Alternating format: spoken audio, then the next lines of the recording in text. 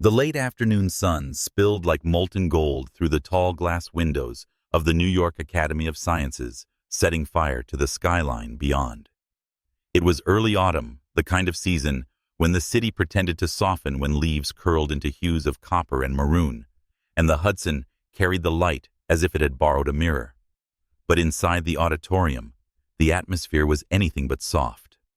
Students in tailored suits and pressed uniforms shifted in their seats. Professors whispered in clipped tones. Cameras rolled discreetly from the upper balcony. It wasn't just another symposium. Today was the National Mathematical Invitational, the stage where prodigies were discovered, where institutions boasted about brilliance like prized jewels, and where reputations, sometimes entire careers, rose or collapsed in a single afternoon. And at the center of it all sat Logan Harris. At 35, he carried the aura of someone who had known success early and had not let it slip. A white American billionaire, the youngest in the financial world to build a tech empire that shaped markets across continents. Logan was no stranger to headlines. Yet few remembered, or perhaps few were allowed to remember, that before his empire, he had been a mathematical prodigy.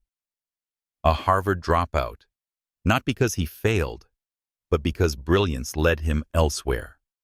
Numbers, he often mused, were a language. Markets were just another dialect.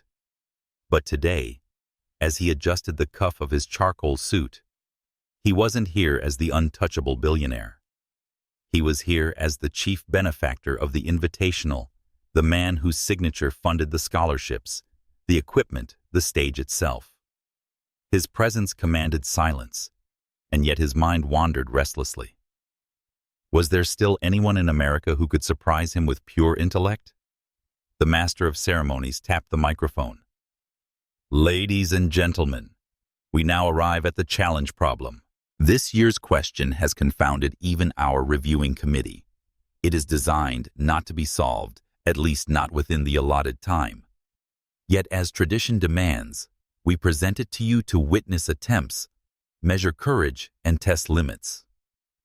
The screen flickered to life, displaying an intricate problem numbers, curling like vines across the digital canvas. It wasn't merely algebra or calculus. It was a woven labyrinth of combinatorics, number theory, and probability layered so densely that even Logan's trained eye paused. A hush fell. One by one, students approached the board. They hesitated, wrote a line, erased, and shook their heads. Professors frowned. Whispers spread, impossible, unsolvable in one sitting. Logan leaned back, fingers steepled, his expression unreadable. He remembered a younger version of himself in lecture halls like this, where silence would stretch until a professor smirked and said, "No one can do it." How many times had he proved them wrong? But now he searched the crowd for anyone who might carry that fire. It was then that his eyes caught her. A young woman who looked terribly out of place sat in the farthest row, almost in the shadows. Her jacket was worn sleeves, slightly frayed. Her braids were neatly tied back, though a few curls rebelled against discipline. She clutched a spiral notebook, edges dog-eared, and a pen that had long lost its shine. She was not in the roster, that much Logan knew. He had skimmed the participant list himself that morning. She was not supposed to be here. And yet, when the murmurs rose, "It's hopeless, let's move on," she lifted her chin. Her eyes, deep brown with an ember hidden within, narrowed at the board, as though the mess of symbols was not chaos, but a conversation only she could hear. "Who is she?" Logan asked the coordinator beside him. The man adjusted his glasses.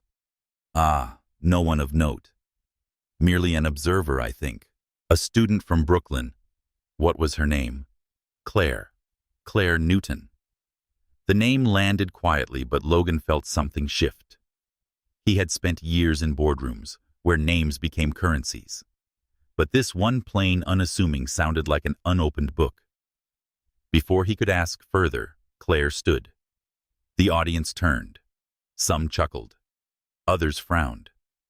Who let her walk up the girl from nowhere, with shoes that had seen too many pavements, walked toward the grand digital board as if she belonged there? The moderator stammered, "Miss, this problem is reserved for." Claire's voice was steady quiet, but cutting through the room. "I want one try." Laughter broke out in the back. Logan did not laugh. He watched muscles taut as Claire took the pen. She didn't hesitate. Her eyes scanned the symbols once, twice, like a pianist sight-reading a music sheet. Then, she pressed the marker to the board. One line, another, 3 swift strokes. And then she circled the final expression, 3 seconds. The silence was deafening. Professors blinked. Students leaned forward. The moderator's jaw dropped. Logan, for the first time in years, felt his pulse spike, not for markets or mergers, but for mathematics raw and unfiltered. Claire stepped back. "That's the answer." Her voice was neither arrogant nor timid. It was the tone of someone who saw truth and spoke it. "Impossible." One professor scoffed. He rushed forward, scanning the lines. His frown deepened, shifted, then melted into stunned disbelief. "It's correct." Gasps rippled. The cameras zoomed in. Social feeds lit up as attendees hurriedly typed. Logan leaned forward, eyes never leaving Claire. Who was this girl from Brooklyn who unraveled in seconds what no one dared touch? Claire, however, seemed almost embarrassed by the attention. She placed the marker back, murmured a thank you, and returned to her seat. But the auditorium no longer belonged to the Invitational. It belonged to her. Outside, dusk settled over the city. Claire hurried down the marble steps, clutching her notebook close, the autumn wind biting at her sleeves. She hated spotlights. They always burned holes, exposing too much. She needed to get home to the Bronx apartment, where her father's labored breathing echoed through narrow halls, where bills stacked higher than books, where survival eclipsed dreams. Behind her, footsteps echoed. She turned. Logan Harris descended the steps like a shadow molded by light, tall, tailored. But his gaze was not the cold detachment of a billionaire. It was something sharper, more searching. "You solved it," he said. Claire shifted, wary. "I just saw the pattern." "No." Logan countered, his voice low, precise. "You didn't just see it. You knew it. There's a difference." Claire hesitated, caught between suspicion and curiosity. To her, billionaires were names on screens, faces on magazines, untouchable as constellations. Yet one stood here speaking to her like she were the anomaly. "Why does it matter?" she asked. Logan studied her, the corner of his mouth tugging faintly. "Because talent like that changes everything." Before she could respond, a sleek black car pulled up. An assistant hurried over, whispering, "Mr. Harris, the gala is waiting." Logan's gaze lingered a moment longer. Then he inclined his head. "We'll meet again." Claire Newton. And just like that, he was swallowed into the world of wealth and glass towers. Claire stood in the chill notebook pressed to her chest, heart pounding with a question she couldn't name. The camera would cut here if this were film. The screen would fade to black, and the voice of the narrator would weave in smooth and resonant. Sometimes the most extraordinary stories begin with ordinary names whispered in exceptional rooms. Claire Newton was not meant to stand on that stage. Yet in 3 seconds she carved her place in a world that had already written her out. Suppose you felt the spark of her courage if you believe in stories where the underestimated rise stay with us. Like this moment, share your thoughts in the comments. What would you have done in her place? And don't forget to follow this channel, because Claire's journey, and Logan's role in it, is only beginning. The Bronx carried a different kind of mathematics numbers that had nothing to do with elegant theorems or shimmering equations, but with survival. Rent overdue notices tacked to the fridge. Pay stubs that shrank while bills multiplied. Medical invoices typed in red letters like sirens across paper. Claire Newton pushed open the cracked apartment door she shared with her father and younger sister. The hinges groaned a weary sound she had grown used to. The smell of antiseptic lingered faintly, mixing with the familiar aroma of fried onions from the neighbor's kitchen. Inside, the dim hallway opened into the small living room, where her father sat propped on a recliner chair, his legs stretched awkwardly and bound in plaster. His once powerful frame, broad shoulders hardened by decades on construction sites, seemed diminished, now his strength siphoned away by the accident that had left him unable to work. "Claire," he greeted, his voice raspy but warm. "You're late." She smiled faintly, setting her bag down. The invitational ran longer than I thought. His eyes, brown like hers, but weathered, scanned her face. "You solved something again, didn't you? I can see it in your eyes." Claire lowered her gaze, brushing off the comment. "How's your leg today?" He chuckled, though it was hollow. "Still attached, which is a blessing." "Don't worry about me." But she worried constantly. Each glance at the envelopes stacked on the table tightened something in her chest. They could barely afford hospital charges, physical therapy fees, and utilities. She had been working part-time shifts at a diner, tutoring neighborhood kids, and doing anything to keep the lights from flickering out.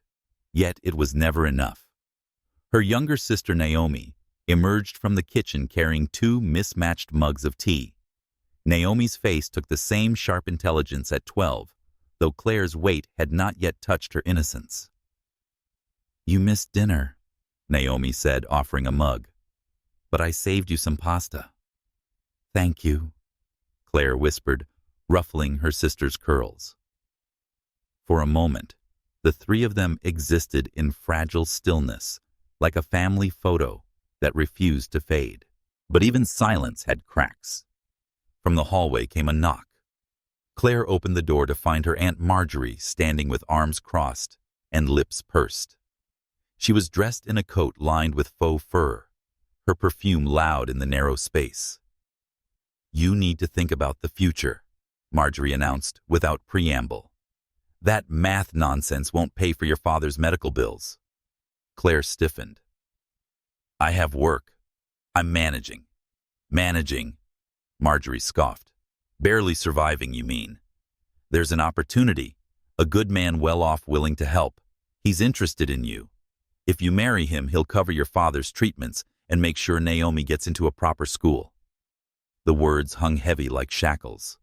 Her father shifted in his chair, his voice sharp despite his frailty. "She is not merchandise, Marjorie." "Don't be foolish," the woman snapped. "You think pride buys groceries? Claire, do the right thing for your family. Sacrifice is what daughters are meant for." Claire's pulse quickened, shame and anger colliding in her chest. Her father tried to rise, wincing at the pain, but Claire steadied him. "I said no," Claire replied, her voice trembling but resolute. "I'll find another way." Marjorie rolled her eyes, muttering about stubborn blood before exiting the apartment. The door clicked shut, leaving a louder silence than any argument. Naomi looked at her sister wide-eyed. "You won't really... will you?" "No," Claire whispered fiercely, pulling her close. "Never." Her father sighed, leaning back. "You carry too much on your shoulders, Claire." She swallowed hard. "Then let me carry it. You had us for so long. It's my turn." That night, long after Naomi had drifted to sleep, and her father's breathing had evened into the shallow rhythm of uneasy rest, Claire sat at the tiny desk, wedged beneath the window. Her spiral notebook lay open, pages filled with equations, sketches, fragments of thoughts. Numbers calmed her. They obeyed the rules. They offered solutions when the world gave none. In their order, she found escape from the chaos of life. But tonight her pen stilled. Her mind replayed the moment in the auditorium, the silence, the gasps, the shock in those professors' eyes. and the way one man distinct from the rest had looked at her not with disbelief, but with recognition. Logan Harris. She had known his name, of course. Everyone did. The billionaire with the face on magazine covers the empire of glass towers downtown. The philanthropy projects whispered about in headlines. Men like him belonged to worlds of private jets and guarded estates.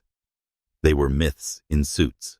So why did it unsettle her that he had spoken her name with such certainty, as though it already mattered?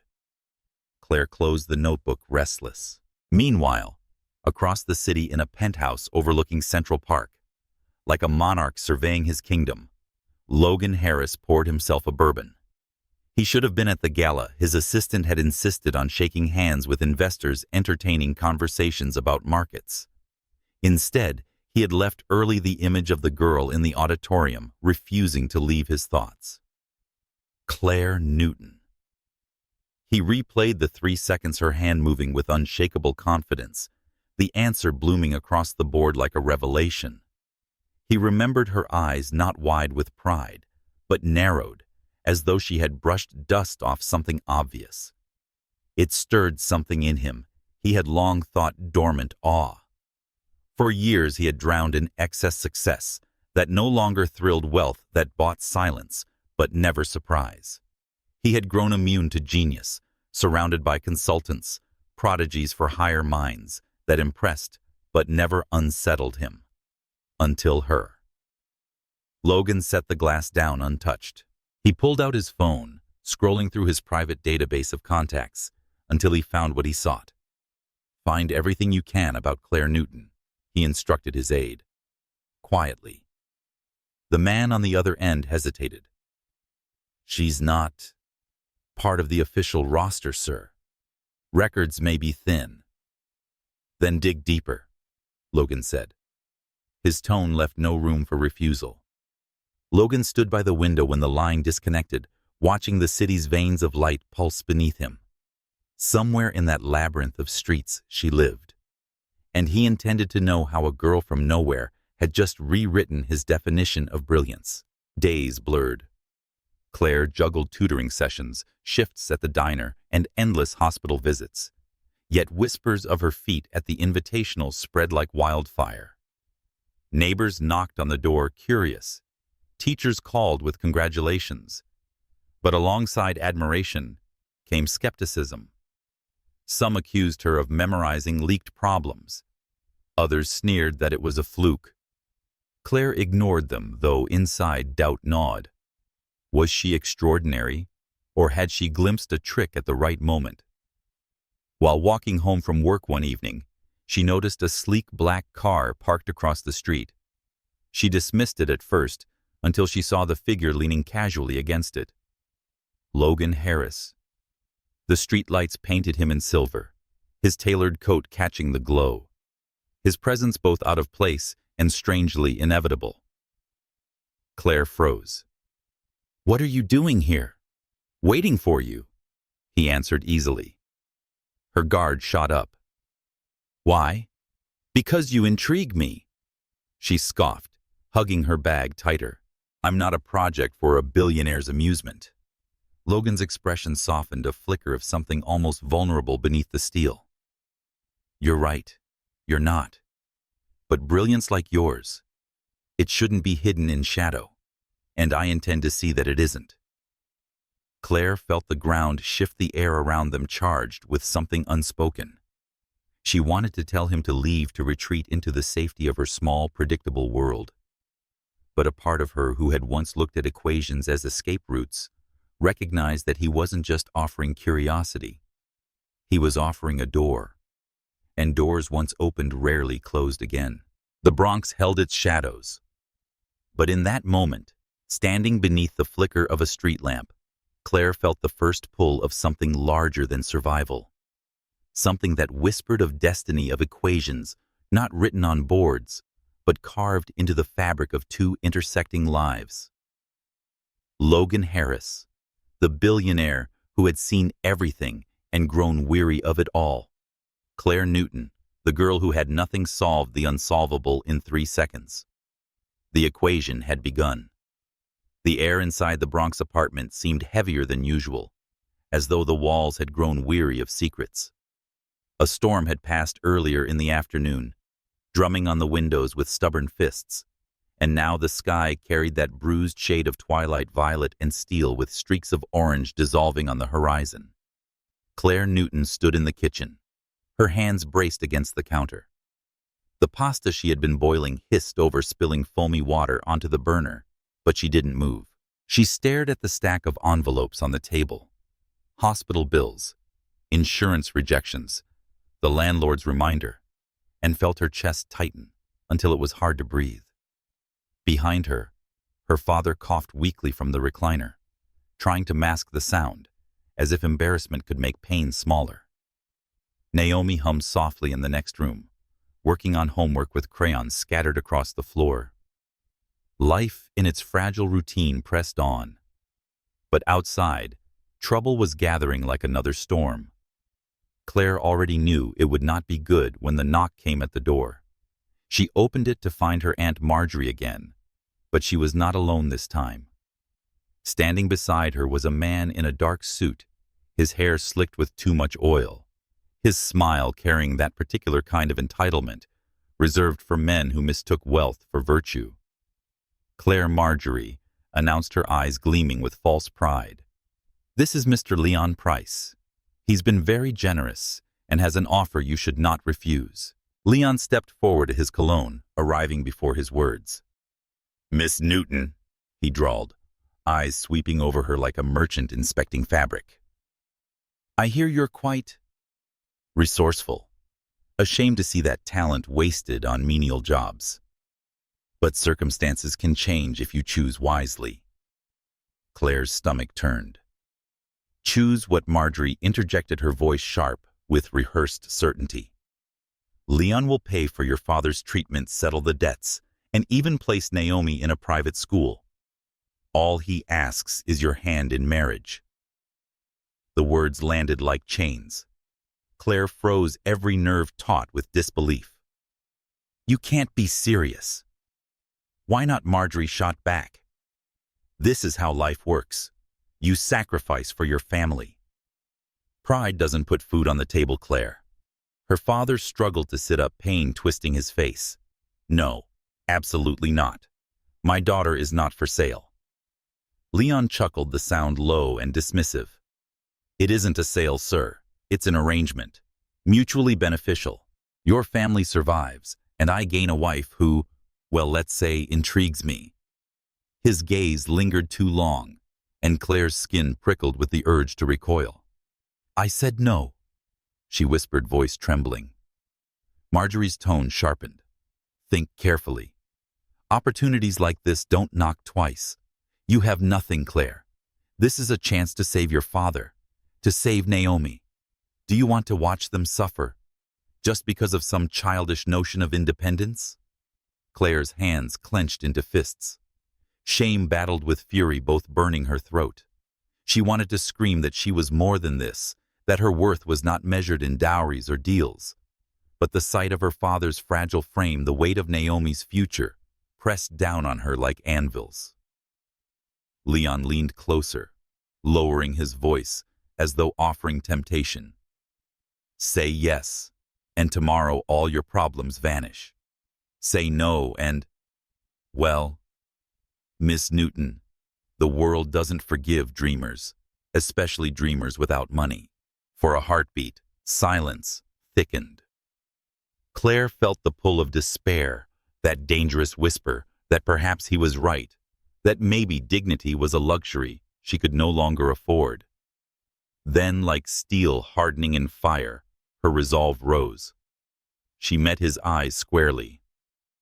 "I would rather drown in debt than sell myself to a man who sees me as property." Her voice cut through the room like a blade. Naomi from the corner looked up in awe. Her father's eyes shone with unshed tears, pride glimmering despite his pain. Leon's smirk faltered, replaced by a flash of irritation. Marjorie sputtered in disbelief. "You'll regret this," Leon muttered, stepping back. The world is not kind to stubborn girls. Claire stood taller, though her knees shook. Then let it be unkind. At least I'll still belong to myself. The door shut behind them, leaving the apartment trembling with the echo of confrontation. Her father grasped her hand, voice hoarse. You shouldn't have to fight these battles, Claire. She squeezed back, forcing a smile. Then let me. I'll find another way. I promise. But when night fell and the apartment sank into silence, Claire lay awake staring at the cracked ceiling. Promises were easy in daylight. In the dark, doubt whispered louder. Far across the city, in his glass-walled penthouse above Central Park, Logan Harris read the report his aide had compiled. Claire Newton, age 19, resident of the Bronx. Father is an injured construction worker. Mother absent. Younger sister age 12. No formal academic records beyond a vocational program, yet demonstrated advanced mathematics skills. Known locally for tutoring children. Financial hardship is evident. The pages painted a portrait of resilience draped in shadows. But Logan did not see just hardship. He saw raw potential that burned brighter because it had been forced to survive in darkness. He closed the file, eyes narrowing with thought. In boardrooms, he had built empires by recognizing patterns others dismissed. In markets, he had seen signals buried beneath chaos. And now he saw something in Claire Newton, a convergence of intellect and integrity that could not be ignored. When his aide entered to remind him of tomorrow's shareholder meeting, Logan waved him off. His thoughts had already traveled elsewhere, to the Bronx, to a young woman who had refused to be sold. Prepare an invitation, he ordered quietly. The National Mathematics Olympiad will be held in Washington next month. She'll compete. The aide blinked. Sir, she isn't registered. She will be. Logan interrupted. His tone was calm, final. The voice that turned impossibility into inevitability. If the committee resists, remind them who funds their stage. Yes, Mr. Harris. Logan turned back to the window, watching the city's endless pulse. Claire Newton was lying awake somewhere, carrying burdens too heavy for shoulders so young. He intended to lighten them not with charity, but with opportunity. The letter arrived a week later, its envelope stark against the clutter of bills. Claire tore it open cautiously, her hands trembling as she read. You are invited to compete in the National Mathematics Olympiad in Washington, D.C., representing New York State.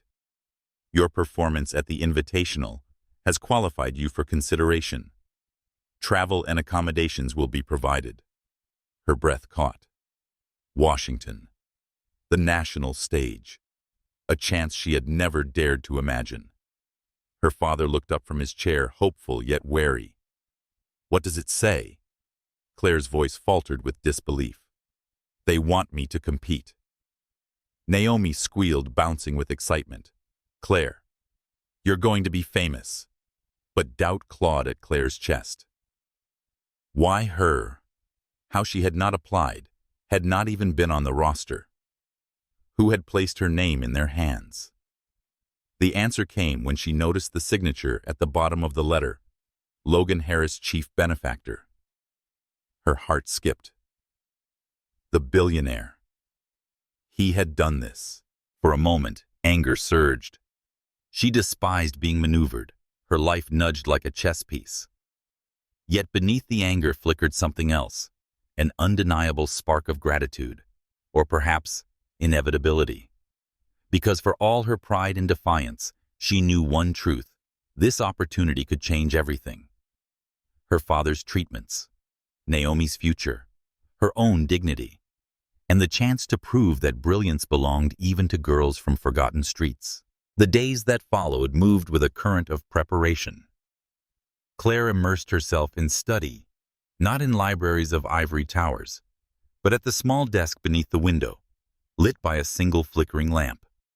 She filled notebooks with equations, and tore through problems with the same hunger others reserved for bread. Neighbors whispered when they saw her walking home late, carrying stacks of borrowed textbooks. Some mocked, others envied. But Claire let their voices fade. She had no time for doubt. And yet, in quiet moments, her thoughts drifted to Logan Harris. She resented his intervention, resented the way he bent systems with the weight of his wealth. But she could not forget how he had looked at her that night under the street lamp, not as a project or charity, but as if he had glimpsed something rare and unyielding. She pushed the thought aside. Feelings were luxuries. Survival was not.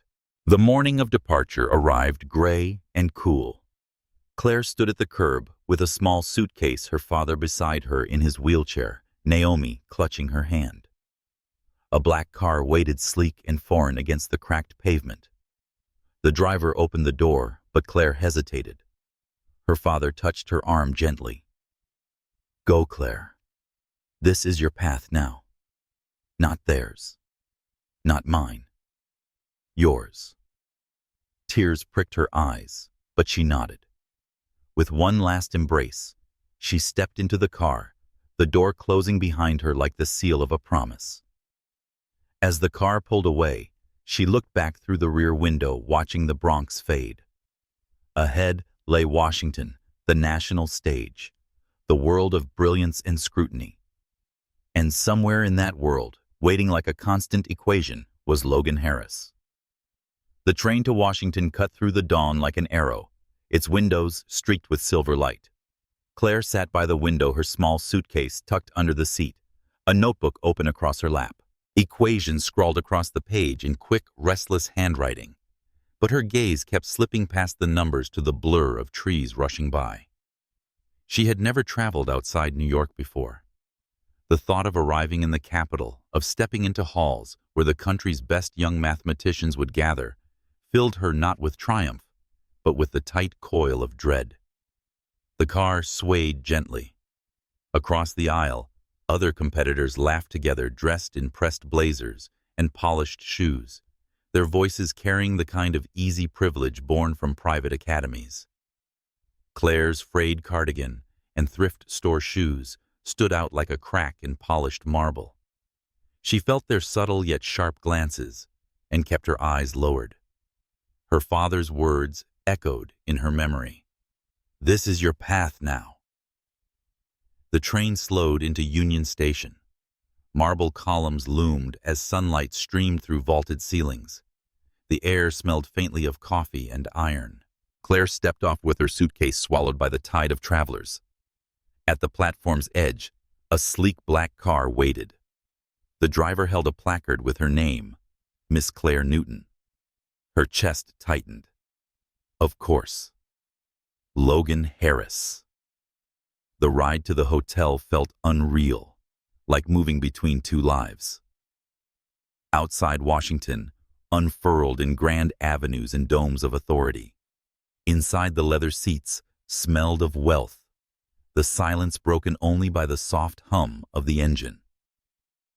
When the car stopped, Claire looked up at the towering facade of the Jefferson Grand Hotel, where crystal chandeliers glittered through tall windows and flags snapped crisply in the wind. She stepped out cautiously, clutching her suitcase, her eyes wide, as if she had entered a painting. "Miss Newton." His voice pulled her around. Logan Harris stood on the steps, tailored in a navy suit that fit as though the fabric respected him. Aides and reporters surrounded him, but his gaze fixed on her alone. The chaos of flashes and murmurs faded momentarily, and she saw only him. "You made it," he said. Claire's throat tightened. "You arranged this." "I opened a door." He corrected his tone, calm, almost gentle. "You chose to walk through." Before she could respond, reporters swarmed closer. Cameras snapping. Questions flew like arrows. "Mr. Harris, is she your protege?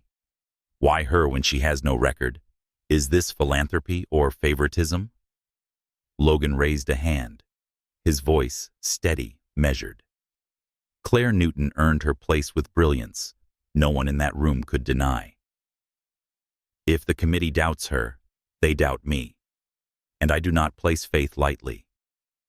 The words landed like a stone in a pond, sending ripples through the crowd. Claire's cheeks burned. She wanted to vanish, yet at the same time some small ember inside her glowed at the ferocity of his defense. She turned quickly and entered the hotel, escaping the flashes. The days before the competition blurred into a haze of study sessions and orientation. The other competitors eyed her with a mix of curiosity and disdain. Some whispered behind her back.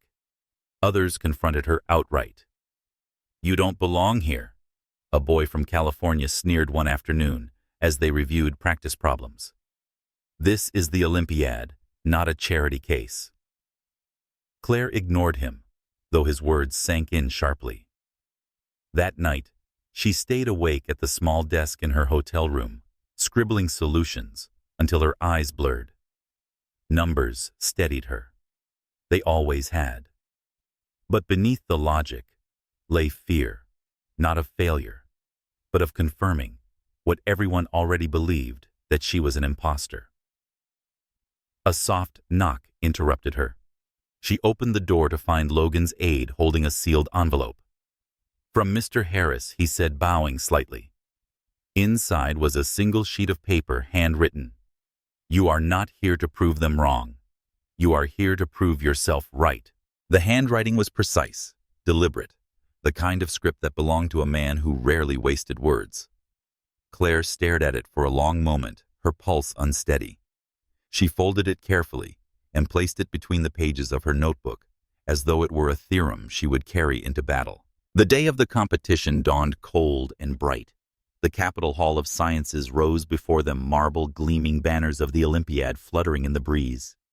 Inside the auditorium, buzzed with anticipation, rows of seats filled with dignitaries, professors, and media. Claire's name was called last. She stepped onto the stage, her heart hammering. The problem flashed on the screen, a monstrous construction of number theory designed to intimidate. Competitors hunched over, scribbling frantically, their brows furrowed. The room filled with the scratching of pens, the occasional cough, the tense weight of expectation. Claire inhaled slowly, the noise fading. She let her eyes roam the equations, searching for patterns, like one searches constellations in a night sky. And then, like stars, aligning the solution, whispered itself to her. Her hand moved swiftly, confidence blooming with each line. The room hushed as she wrote, her strokes fluid, almost graceful, as though she were not solving, but composing. Minutes later, she set the pen down. The answer gleamed on the page, sharp and inevitable. The judges gathered, scanning her work. Murmurs rose, then silence, and one nodded with reluctant awe. "Correct," he announced. The word echoed like thunder. The audience erupted applause, disbelief, cheers. Reporters scrambled, flashes igniting like fireworks. From the balcony, Logan Harris watched, expression unreadable, but eyes alight with something fierce, something almost protective. Claire's knees trembled, but she stood tall. For the first time, she felt not just like a girl surviving in shadows, but like a force capable of bending light. Afterwards, in the corridors, lined with portraits of past champions, Claire walked alone, her notebook pressed to her chest. The applause still rang in her ears, yet so did the whispers of envy, the sharp eyes of those who resented her victory. She turned a corner and nearly collided with Logan. He caught her arm, instinctively steadying her. "You did well," he said. Her voice was quiet, almost defiant. "I didn't do it for you." His lips curved faintly, but his eyes softened. "I never thought you did. But you should know. The world is watching now. They will challenge you, question you. Some will try to break you. Don't let them." She swallowed, unsure why his words settled deeper than any applause. "And if I fail, Logan's gaze held hers, steady as stone. Then you'll fail on your own terms. That is more victory than most men ever achieve. Something unspoken passed between them. An understanding carved not from romance, not yet, but from recognition. Two lives on opposite ends of the spectrum, bound for reasons neither fully understood. Claire pulled her arm gently from his grasp, her pulse quickening. "I need to get back to my room." He nodded, stepping aside, but his eyes lingered as she walked away, her figure framed by the golden light streaming through the tall windows. That night, as Washington glittered outside her hotel window, Claire lay awake, notebook open, but untouched. Her victory should have felt triumphant, but instead it felt fragile, as though the ground beneath her was still shifting. Yet in her mind, one image returned repeatedly. Logan Harris, standing in that corridor, his words etched in her chest, like another equation waiting to be solved. The stage had been set. The Olympiad was only beginning. And so was something else, something far more dangerous than mathematics. The morning after the Olympiad's first round dawned cold and sharp, a pale sun glinting off the marble columns of the Capitol Hall of Sciences. Washington had a way of cloaking its grandeur in severity, as if every street and dome reminded its citizens that history here was written not in ink, but in scrutiny. Claire Newton felt the weight of that scrutiny as soon as she entered the hall for the second day of competition. Conversations hushed when she walked past. Eyes followed her like spotlights. A group of students from Massachusetts stood near the entrance, their whispers not low enough to conceal the barbs. She must have seen the problem beforehand. No one solves it that fast without help. It's Harris. He's protecting her. Their laughter rang brittle and cruel. Claire kept walking, her spine stiff, but each word embedded itself in her like shards of glass. By the time she reached her assigned table, her pulse was unsteady. She set her notebook down, trying to calm her breath, but the storm grew. A professor she didn't recognize approached the judge's desk, whispering urgently. Heads bent together. Papers shuffled. One of the judges glanced at Claire, his mouth tightening into a frown. Moments later, the announcement came. Due to concerns raised regarding the integrity of yesterday's solution, the head judge declared, his voice echoing across the hall. We will require Miss Claire Newton to demonstrate her abilities under observation. A special problem will be presented. She must solve it live before the panel and her peers. The room erupted, gasps, murmurs, flashes from reporters' cameras. Claire's blood turned to ice. Her hands trembled beneath the table, and for a moment the urge to run nearly consumed her. This wasn't a test. It was an execution. Then from the gallery above she saw him. Logan Harris stood near the railing, hands clasped loosely before him, his expression unreadable. He didn't move or speak, but his presence pressed into her like an anchor. Claire inhaled slowly, steadying herself. If this were a trial, then she would not bow her head. Very well, she said, her voice carrying despite its quietness. Please give me the problem. The board flickered to life, displaying a problem drawn from the abyss of number theory, an unsolved conjecture's variation crafted to intimidate. Even the professors leaned forward, curiosity piqued. Claire stepped to the board, marker in hand. Her palms dampened her pulse, a roar in her ears. The audience blurred. Only the problem remained, a wall of symbols daring her to climb. For a long moment she stared. Doubt screamed. What if they're right? What if it was luck yesterday? What if you're nothing more than a mistake, given a stage? Her grip on the marker faltered. Then faintly, she remembered the letter slipped beneath her door. You are not here to prove them wrong. You are here to prove yourself right. Logan's handwriting, deliberate and steady, flickered in her mind. Her chest rose, breath deep and deliberate. Slowly, she began to write. At first, the strokes were hesitant, the lines uncertain. Laughter rippled from the back rows. Someone muttered, "She's frozen." But then something clicked like it always did when numbers stopped being enemies and became companions. Claire saw the pattern hidden beneath the chaos, the skeleton of truth buried in noise. Her hand moved faster, weaving logic into shape. The board filled with lines, arrows, substitutions, leaps of intuition sharpened by years of solitude. Minutes passed. Silence thickened.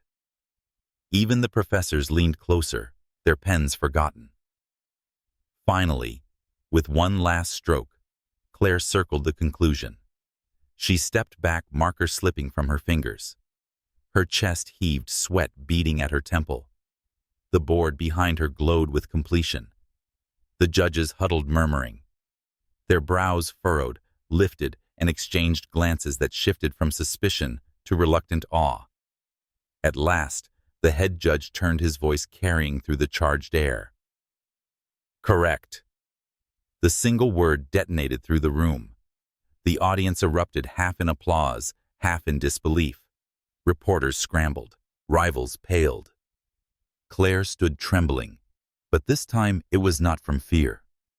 The trembling of a violin string struck true, resonating in every corner of the hall. Above, Logan's eyes never left her.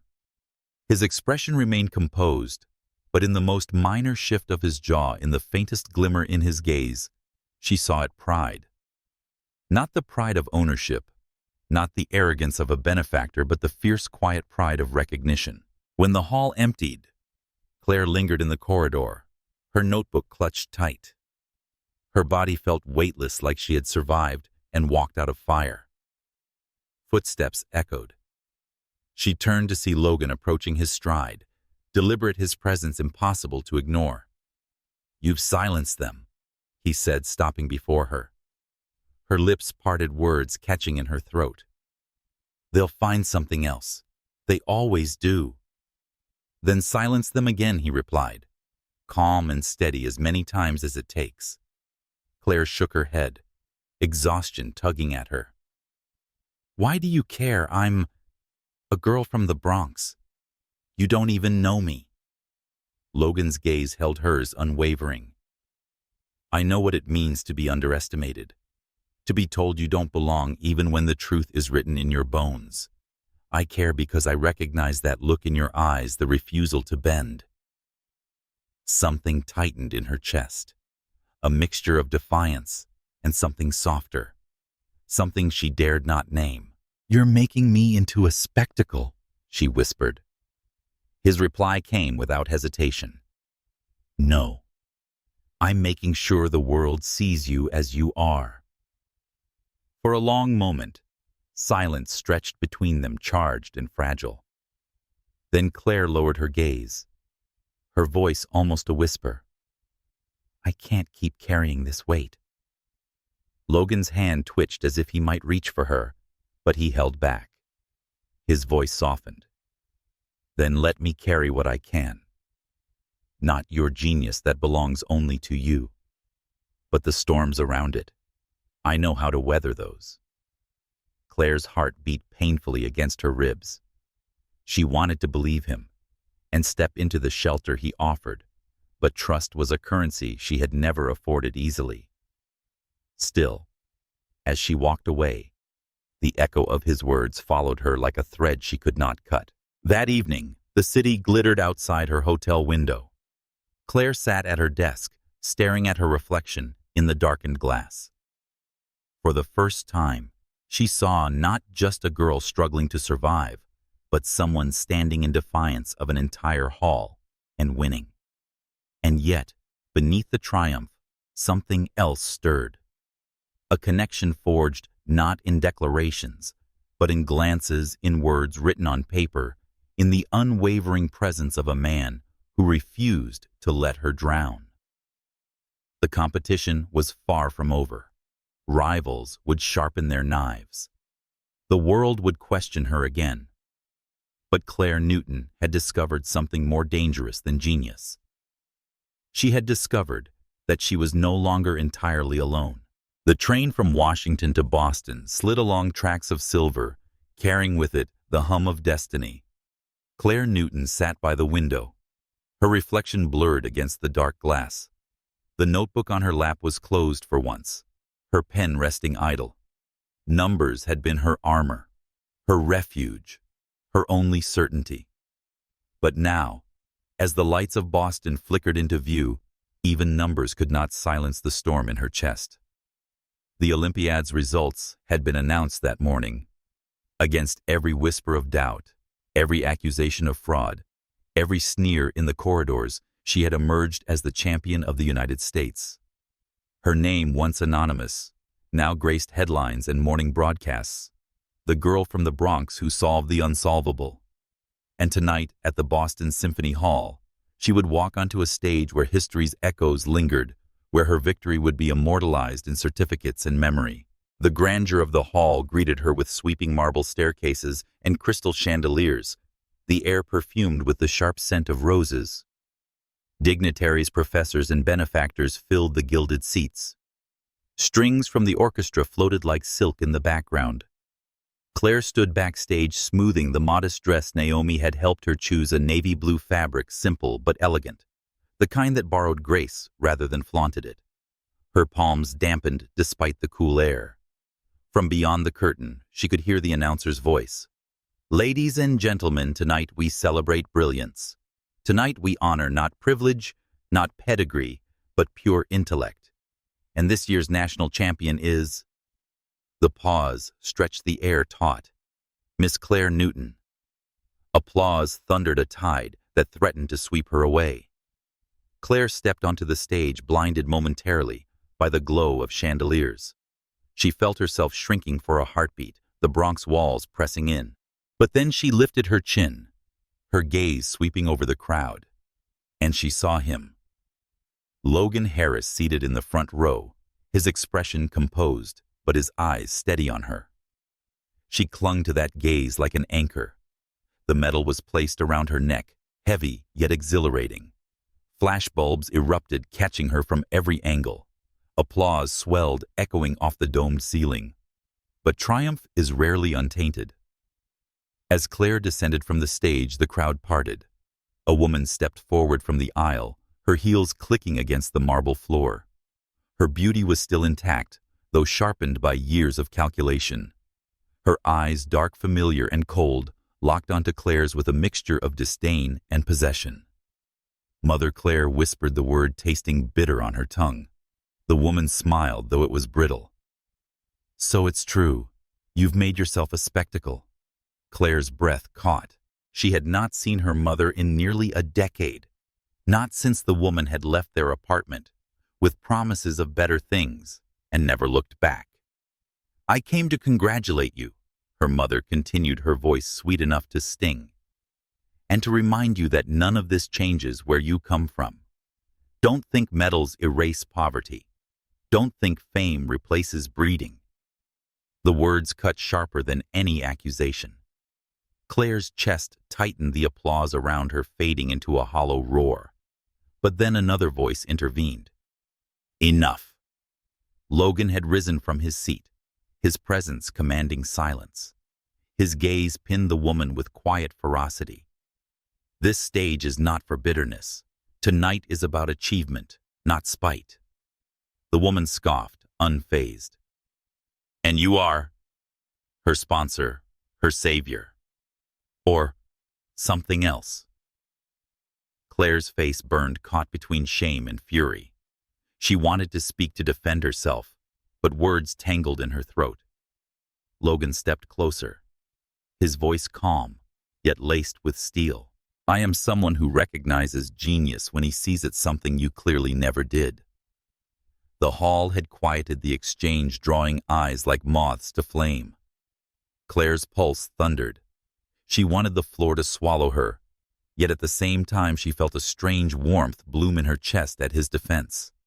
Her mother's eyes narrowed, venomous. "Be careful, Mr. Harris. Investing in street children rarely pays dividends."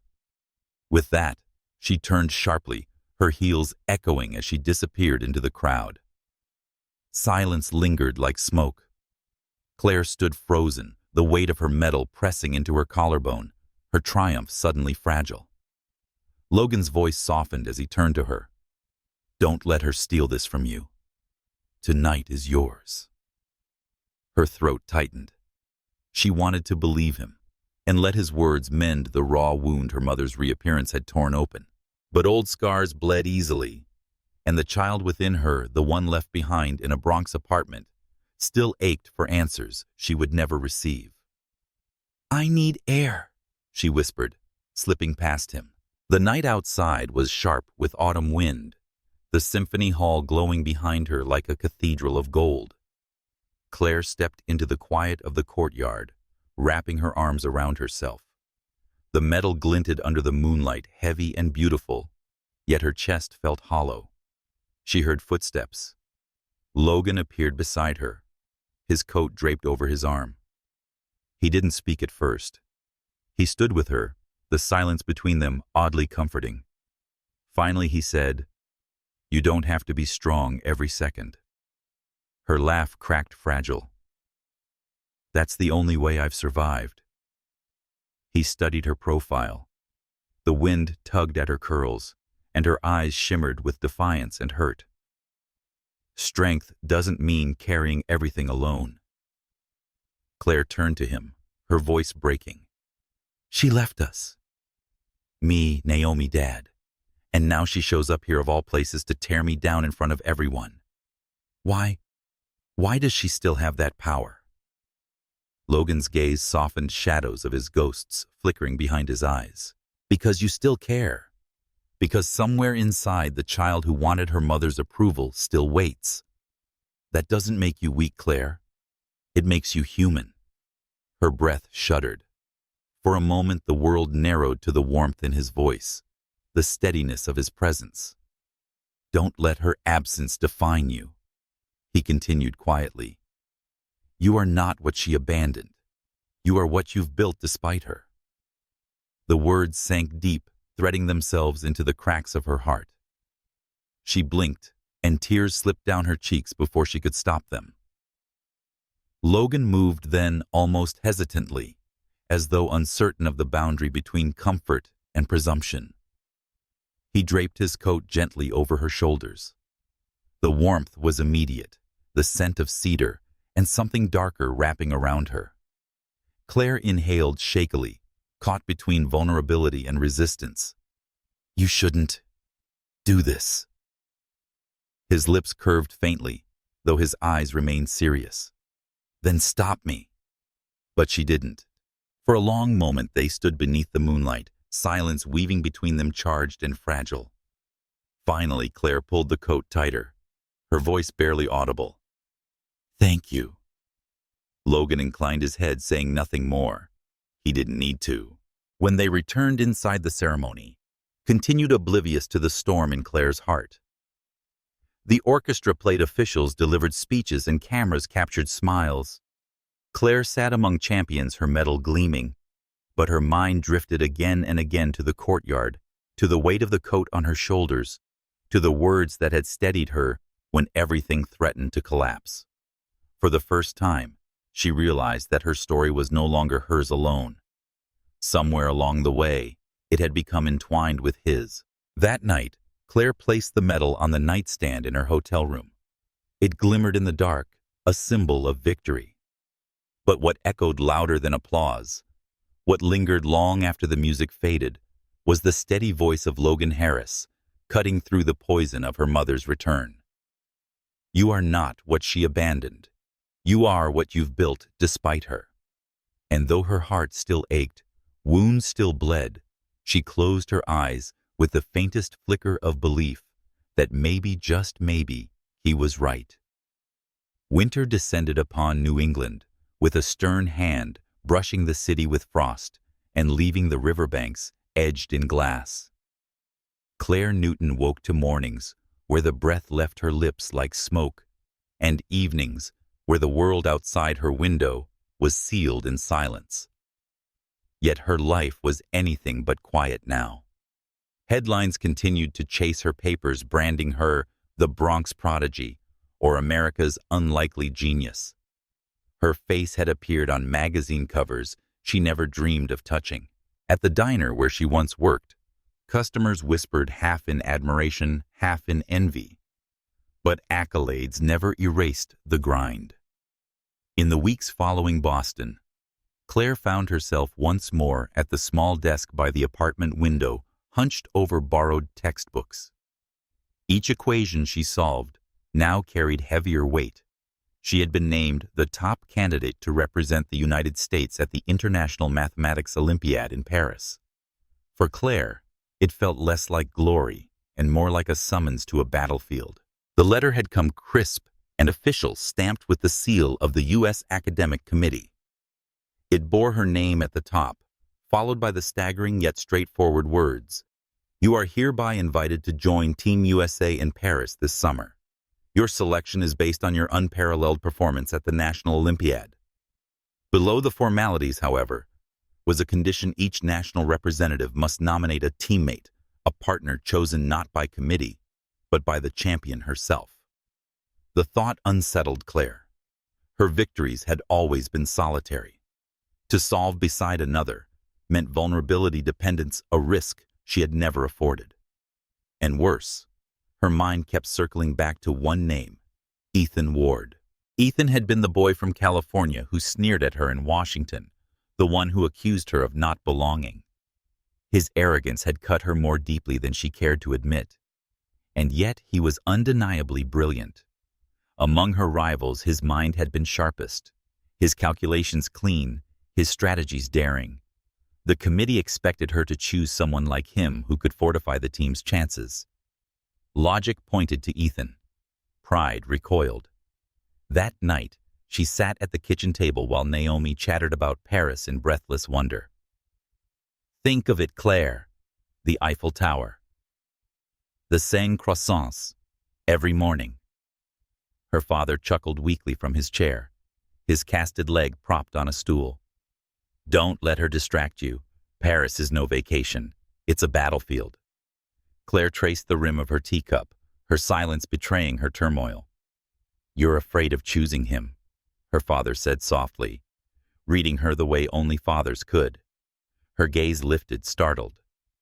I can't trust him. Then the question is not whether you trust him, her father replied, but whether you trust yourself enough to face him beside you. The words lingered like embers. Days later, she found herself once more in the polished corridors of the Jefferson Grand Hotel, where the U.S. Committee gathered. Dignitaries moved with stiff grace, their voices curt, their eyes on her, as though she were a fragile weapon to be wielded. At the head of the room stood Logan Harris. He had been present at every turn, silent at times, vocal at others, always watchful. Tonight, he looked like he belonged to marble-tailored suit, silver cufflinks, composure sculpted by years of command. Yet when his gaze found hers, the weight in his eyes softened the way metal turns warm in firelight. Miss Newton, the chair of the committee, announced, "You are to nominate your teammate." A hush settled. Pens poised above notepads. Every eye was fixed on her. Claire's breath hitched. For a heartbeat, she considered defying them all, naming no one, insisting she needed no partner. But then she remembered her father's words, Ethan's disdain, and the sharper sting of knowing his talent matched his arrogance. Her voice was steady when she spoke. Ethan Ward. Gasps fluttered through the room. The boy himself, seated 2 rows back, jolted as though struck. His lips parted, disbelief flashing into something unreadable. The chair nodded curtly. So be it. Team USA is formed. The meeting dispersed into murmurs. Claire gathered her notes, her pulse erratic. She had chosen not from trust, but from necessity. And necessity, she reminded herself, was often the harshest kind of honesty. As she stepped into the corridor, Logan was waiting. He fell into stride beside her, his presence, a steadying weight against the chaos that buzzed in her chest. You surprise me, he said in the end. Why, she asked, her voice sharper than intended. Because I thought pride would guide your hand. Instead, you chose a strategy. Claire exhaled, her pace slowing. Maybe I'm tired of proving I can do everything alone. Logan's gaze lingered on her profile. That's not weakness, Claire. That's wisdom. She looked away, her throat tightening. His words were too close, too tender, too dangerous. The weeks that followed became a crucible. Ethan arrived in New York for training sessions. His arrogance intact, but now tempered by the weight of being chosen. Their first meeting was tense silence, stretching across the table like a canyon. You didn't have to pick me, he said finally, his voice laced with suspicion. No, Claire admitted, but I wanted the best chance to win, and that meant you. For the first time, Ethan faltered. Beneath his bravado, something softer flickered, respect perhaps, or the beginnings of it. Their training was brutal. Problems layered with traps, puzzles that demanded not just intellect, but trust. Claire fought her instinct to dominate, to shield herself with solitude. Slowly, she learned to let Ethan's strengths complement hers. Slowly, he learned to temper arrogance with listening. And always in the periphery, there was Logan watching, arranging, ensuring the world did not crush her before Paris began. On the eve of departure, Claire stood alone on the rooftop of her Bronx apartment. The city sprawled like a constellation beneath her. The air was cold, biting her cheeks, but she didn't move. Behind her footsteps. You're awake late, Logan's voice said softly. She turned, startled. He had climbed the stairs without her hearing, his coat dark against the night, his hair tousled slightly by the wind. I couldn't sleep, she admitted. Paris feels unreal. He joined her at the railing, the city reflected in his eyes. Unreal things often are the ones that matter most. She studied him, the sharp line of his jaw, the quiet strength in his posture. Why are you doing this, Logan? Really? He was silent for a long moment, the wind tugging at his coat. Because he said finally, his voice low, I've built empires out of numbers and patterns. But nothing I've built has ever felt as alive as watching you prove the world wrong. Her breath caught the words, striking somewhere deep and fragile. She wanted to retreat, to shield herself. Yet the warmth of his honesty wrapped around her, like the coat he had once draped across her shoulders. Don't put me on a pedestal, she whispered. I'll fall. Logan's gaze held hers, steady and unyielding. Then I'll be there when you do. The night air thickened with silence, charged, fragile, dangerous. Claire turned away first, her heart racing, her cheeks flushed against the wind. Paris awaited, and with it, challenges greater than any she had faced.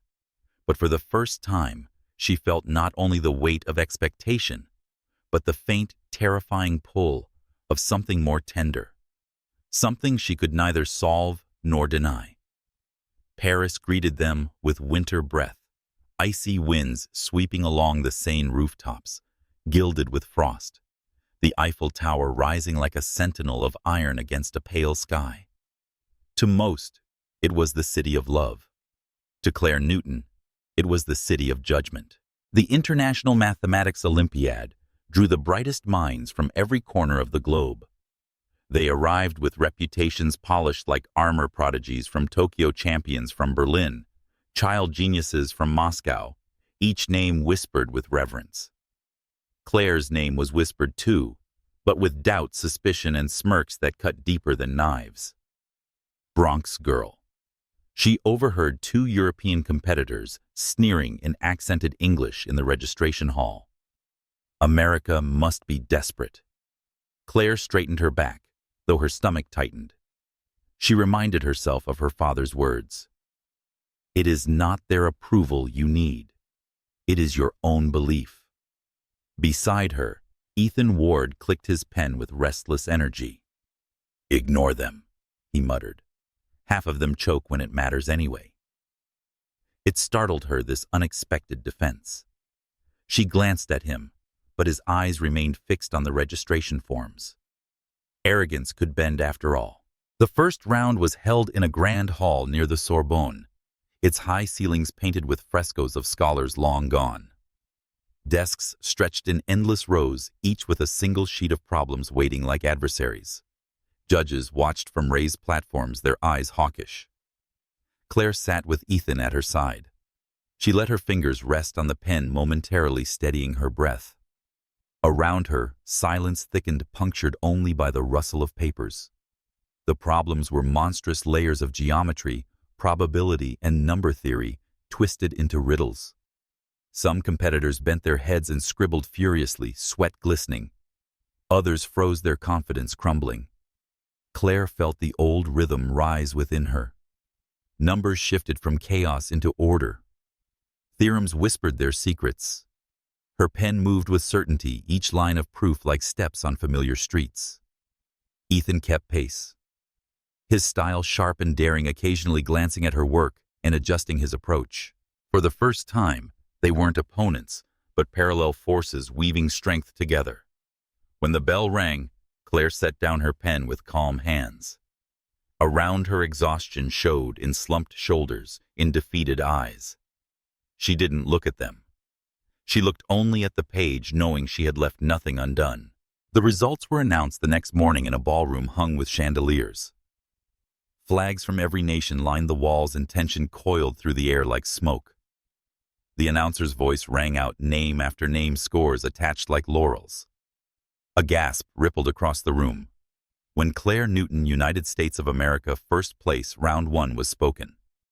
Cameras clicked. Journalists scribbled. But not everyone clapped. A delegate from another team, a boy with ice blue eyes from St. Petersburg, rose to his feet. His voice carried deliberate. She cheats. The room froze. She has no record.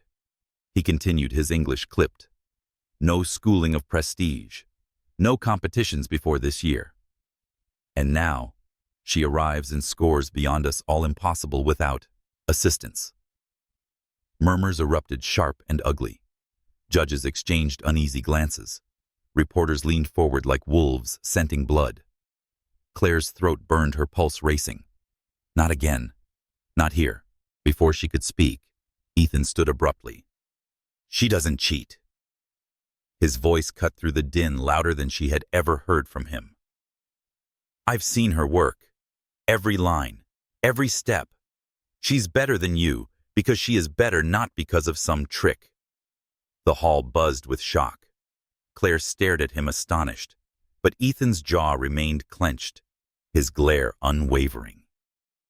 The judges hushed the commotion, dismissing the accusations as unfounded. Yet the stain lingered, whispers, clinging like shadows. That evening, Claire slipped out of the hotel, her coat pulled tight against the Parisian chill. She crossed the Pont Neuf, the river below, glimmering with reflections of street lamps. Her victory felt fragile like glass in her hands. She stopped midway, staring at the water, the city sprawling like a dream around her. And then she heard footsteps. Paris suits you. She turned. Logan Harris leaned against the stone railing, his coat collar turned up against the cold. He had arrived quietly, without the parade of aides or the shield of cameras, just him, as though the city had drawn him to her. She said you shouldn't be here, though her voice lacked conviction. He smiled faintly. And yet, here I am.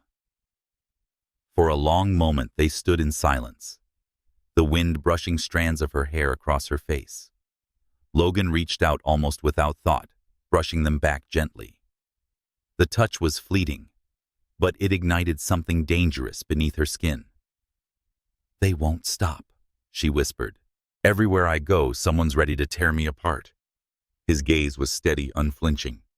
Let them try. You don't need their approval, Claire. You've already rewritten the rules simply by standing here. Her chest tightened, tears threatening. She hated how vulnerable she felt with him, how his words reached places she had kept hidden. "Why do you always come when I'm about to break?" she asked softly. Logan's voice lowered intimate against the hum of the river. "Because I know what breaking feels like, and because some of me refuses to watch you go through it alone." The night air seemed to be still. Claire looked away, afraid that the walls she'd built would crumble entirely if she held his gaze too long. "Thank you," she murmured. He didn't reply. He only stood beside her, the silence between them more eloquent than words. The second round came swiftly, an infamous Sudoku logic hybrid, notorious for breaking even the sharpest minds. Judges watched like hawks determined to catch faltering. Claire bent over the puzzle, her brow furrowed. For the first 10 minutes, her pen hovered, no solution appearing. Whispers rose. "She's choking. The prodigy's luck is over." Her heart pounded, fear pressing in. And then, out of the corner of her eye, she caught Ethan's scribble, the way he circled a pattern, muttering under his breath. She understood at once, a hidden symmetry. Her mind unlocked. The grid opened like a door. Her pen flew, filling squares, connecting logic, collapsing chaos into order. When the bell rang, her paper was complete. So was Ethan's. They glanced at each other.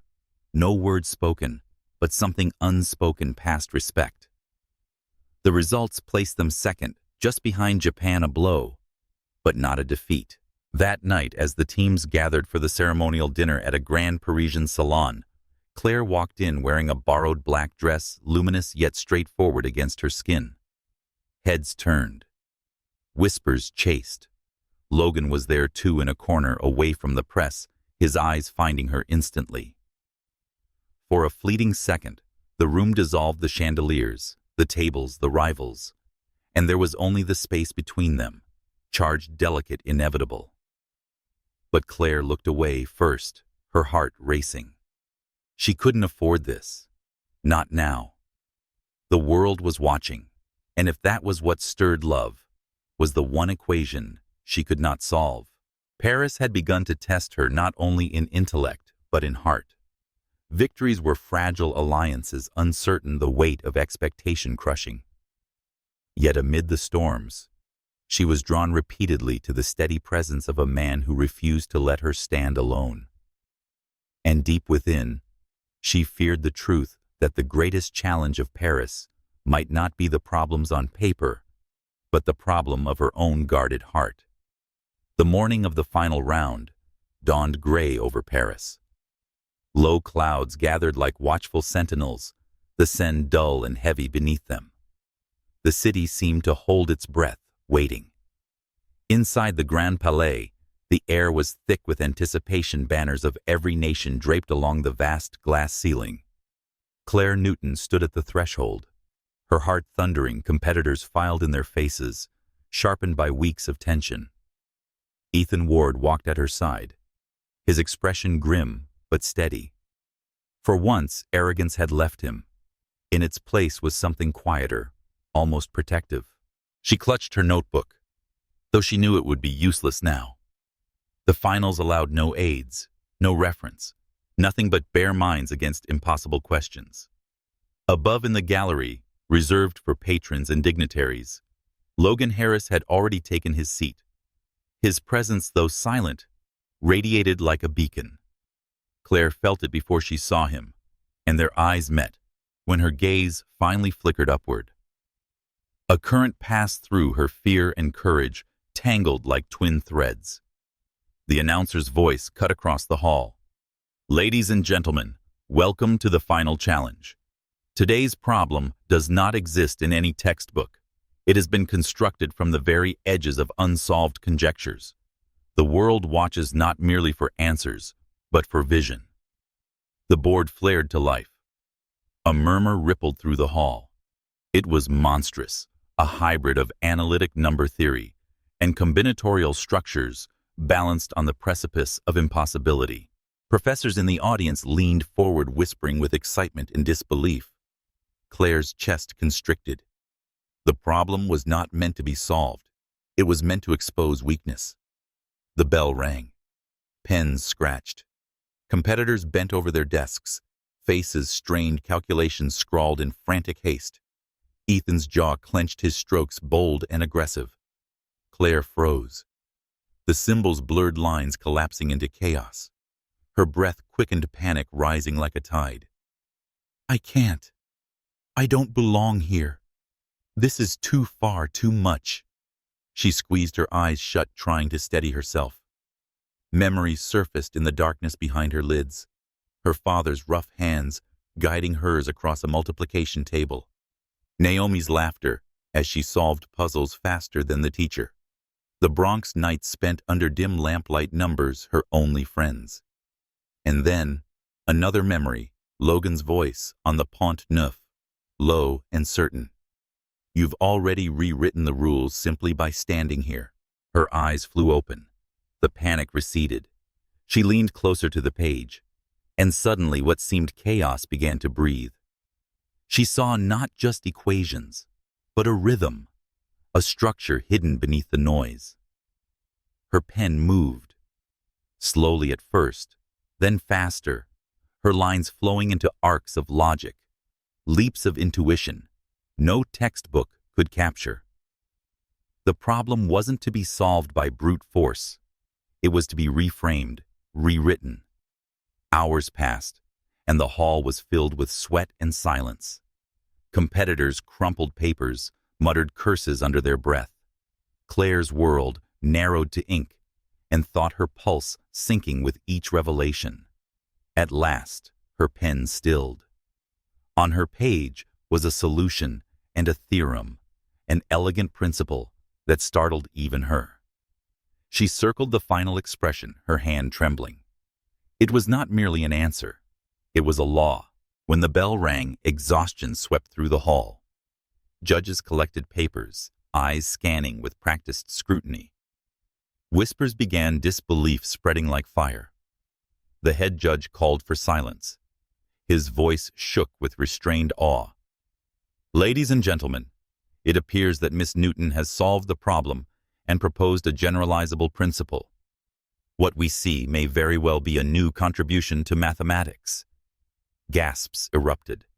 Professors surged forward, examining her work, their expressions transforming from suspicion to stunned reverence. One of them turned to the audience, his accent thick. This is unprecedented. We must name it the Newton-Claire Law. The name echoed across the chamber, colliding with applause, shouts, and thunderous acclaim. Claire sat frozen, her breath ragged, her hands trembling in her lap.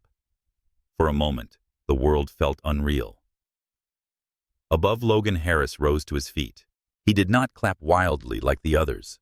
His applause was measured, deliberate, but his eyes burned with a pride so fierce it rooted her back into herself. She had done it. Against every whisper, sneer, and shadow, she had carved her name into the heart of mathematics. The award ceremony was a blur. The gold medal felt heavy around her neck, but the weight was not a burden, but vindication. Cameras flashed, nations cheered, and officials shook her hand. Ethan stood beside her, with silver, no arrogance in his smile, now only quiet respect. Yet beneath the roar of celebration, Claire felt strangely hollow, as though triumph was too vast to comprehend in one breath. Later that night, long after the crowds had dispersed, she slipped into the courtyard of the Palais. The air was cold, and the stars fainted against the Paris sky. She sat on a stone bench, metal, glinting in her hands, tears finally spilling free. You've earned those tears. Her head snapped up. Logan stood a few feet away, shadows clinging to his frame, his eyes soft in the moonlight. She wiped her face quickly. I'm sorry. I should be celebrating. Celebration can wait, he said quietly, stepping closer. But moments like this, when victory feels too heavy to carry, you shouldn't have to face them alone. She laughed weakly, the sound breaking. I feel like I've been fighting all my life, and now that I've won, I don't know how to stop fighting. Logan's gaze lingered on her, intense, unwavering. Then let someone else fight for you just once. The words unraveled her. The walls she had built, walls of defiance, of solitude, cracked beneath the weight of his presence. I don't know how, she whispered. Neither do I, he admitted. His voice was rougher now, stripped of its usual control. But I know this watching you tonight, Claire. It was the first time in years I remembered what it felt like to believe in something more than myself. Her breath caught the world narrowing to the space between them. The night hummed fragile, dangerous. He reached out, not forceful, not demanding, just offering. His hand hovered near hers, the warmth of it brushing her knuckles. For a heartbeat, she hesitated. Then slowly, she let her fingers slip into his. The silence that followed was more profound than any applause, more potent than any medal. At that moment, Claire realized her most significant victory was not the law that bore her name, but the truth she had long feared, that she could be extraordinary in solitude, and the fragile, terrifying act of being seen. The next morning, Paris awoke to headlines that sang her name. Newton Claire Law shakes mathematics. From Bronx to world stage. The girl who solved the impossible.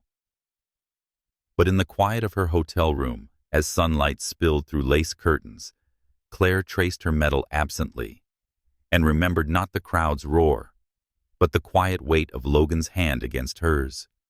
For the first time, she wondered if destiny was not only equations and victories, but also the spaces in between, the fragile, uncharted terrain of the heart. New York shimmered under December lights, and the city was a glass and steel cathedral wrapped in gold ribbons. Skyscrapers gleamed like jeweled obelisks, and Fifth Avenue glowed with store windows heavy with winter displays. It was the season of indulgence, when the elite of Manhattan gathered in halls not for worship, but for spectacle. And tonight, spectacle bore Claire Newton's name. The Waldorf Astoria Grand Ballroom had been transformed into a palace of crystal and fire. Chandeliers dripped like frozen waterfalls, their light scattering over marble floors, polished to mirrors. Guests arrived in gowns of silk and tuxedos, tailored within an inch of perfection. Champagne glasses clinked, laughter echoed, and Logan Harris stood at the center of it all, the man who had summoned this court of wealth and influence. But the whispers, Claire realized as she entered, belonged to her. There she is, the girl genius. From the Bronx, wasn't she? I heard she invented something. A law. A charity project, surely. Harris has a taste for broken things. Though she held her head high, the words pricked her skin, her navy gown falling around her like midnight, luminous, yet straightforward. The medal from Paris rested against her collarbone, not as an ornament, but as truth. She walked beside Naomi, who clutched her hand with awe, eyes wide at the glittering room. Her father, still leaning on his cane, moved carefully at her other side. Pride etched into every line of his weary face. At the far end, Logan turned as though he had felt her arrive. His eyes caught hers across the sea of sequins and silk, and for a moment the room blurred, leaving only the silent recognition between them.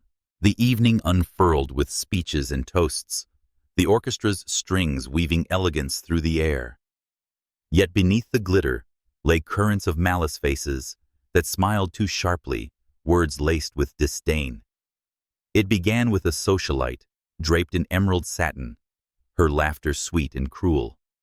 She purred that Miss Newton was extraordinary to rise from such modest beginnings. How does it feel to dine among those who once dined above you? Claire's lips curved faintly, though her heart hammered. Numbers don't ask where you come from. They only ask if you can see them clearly. A ripple of surprise followed her words. Yet the woman's smile did not falter. Clever. Perhaps Harris has found himself a protégé worth parading. The insinuation stung, but Claire said nothing. Later, as champagne flowed and the orchestra swelled, another figure emerged from the crowd. Claire's breath caught. Her mother.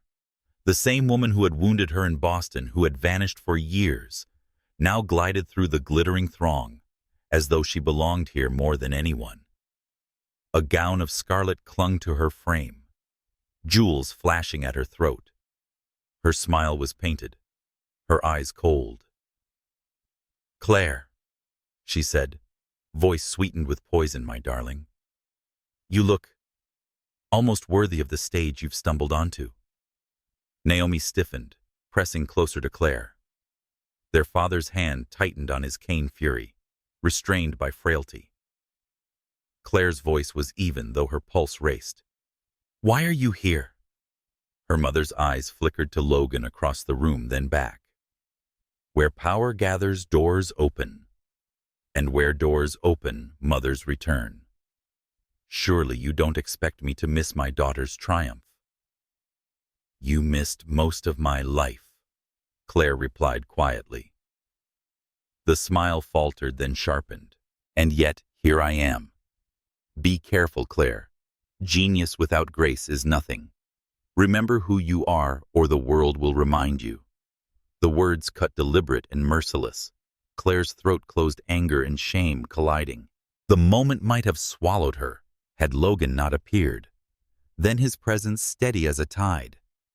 He moved through the crowd with effortless command, his gaze locking on the tableau, Claire stiff with pain, her mother triumphant in cruelty. "Is there a problem?" His voice was calm, yet the undercurrent was steel. Her mother turned, a smile curving. "Mr. Harris, how fortunate you've taken such interest in my daughter. Tell me, is it charity entertainment? Or perhaps you collect broken prodigies, as others collect art?" The crowd hushed, sensing blood. Cameras flashed subtly. Logan did not waver. His eyes cool and cutting pinned her. "No, I don't collect. I recognize. Claire Newton is not a project nor a spectacle. She is brilliance incarnate. And the only broken thing here tonight," he added softly, "is the bond you squandered." Gasps rippled through the ballroom. Her mother's face froze, pride cracking into rage. She opened her mouth, but Logan had already turned away, placing a hand lightly at Claire's back. "Come," he said. And though the word was quiet, it carried the weight of protection, defiance, and claim. They moved to the balcony where the city stretched below, like a galaxy spilled across velvet. Claire gripped the railing, her breath sharp, her chest aching with too many unshed words. "I hate that she still has power over me," she whispered. "That even after everything, one sentence from her can unravel me." Logan stood close, his voice low. "She has no power, Claire. Not unless you give it to her." Her eyes burned. "But she's my mother. And you," he said, turning her gently to face him, "are more than her daughter. You are a woman who stood in Paris and rewrote the laws of mathematics, who carried her family when the world offered nothing, who walked into this room tonight, not as a guest, but as the reason the room exists." Tears slid silently down her cheeks. Logan reached not to claim, but comfort his thumb, brushing one away with infinite care. "I see you," he said softly, "and nothing she says can change that." Claire's breath caught. The city hummed below them, but the only rhythm she knew was the thunder of her own heart. Their closeness was dangerous, undeniable. His scent cedar smoke winter air wrapped around her. His gaze was not the gaze of a benefactor, but of a man on the edge of confession. For a heartbeat, she thought he might kiss her. For a heartbeat, she wanted him to. But then she stepped back, shivering not from the cold, but from the enormity of what lingered between them. "Thank you," she whispered, her voice breaking. Logan's jaw tightened, restraint etched in every line of his face. Always. Inside, the gala swirled on, unaware that its most defining moment had already passed. Claire returned to the throng, her shoulders straighter, her gaze steadier. The whispers still came. The stares pierced, but something within her had shifted. She was no longer merely defending her place.